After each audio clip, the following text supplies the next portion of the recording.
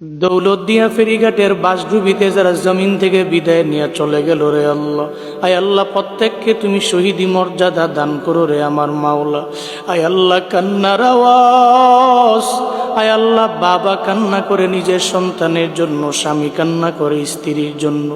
একজন বাবা কান্না করতেছে, ওই বাবা কান্না করতেছে, বলতেছে সবাইকে, এই লোকেরা তোমরা যাও বাস থেকে আমার কন্যা সন্তানটারে, শিশু বাচ্চাটারে উদ্ধার করো।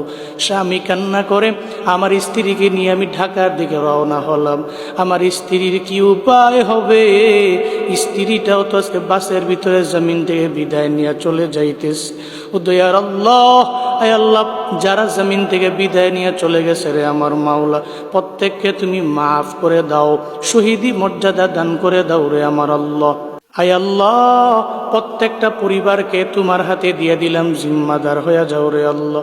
পরিবারে সুখের ছায়া নেমে এসেছে, সুখ সন্তপ্ত পরিবারকে তোমার হাতে দিয়ে দিলাম, ধৈর্য ধারণ করার তৌফিক দান করো আল্লাহ।